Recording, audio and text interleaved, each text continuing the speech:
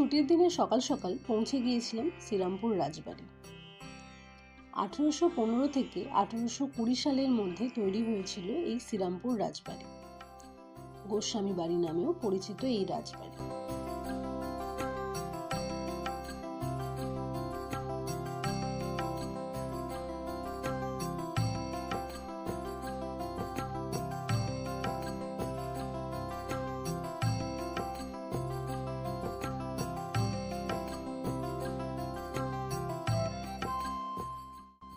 পুরনো দিনের রাজবাড়িতে এলেই একটা আলাদা রকমেরই ফিলিংস আসে। কত পুরনো দিনের ইতিহাস লুকিয়ে রেখেছে এই বাড়ি। না জানি এক সময় কত মানুষ থাকতো এই বাড়িতে, বাট আজকের দিনে কেউই থাকে না।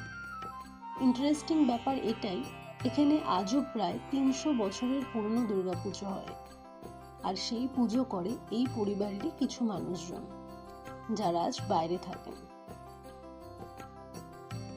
অনুরোধ একটাই, এই ধরনের হেরিটেজ প্রপার্টিগুলো যেন মেনটেন করা হয়, কারণ বাংলা কেন, ভারতের ইতিহাসের এগুলোই অঙ্গ।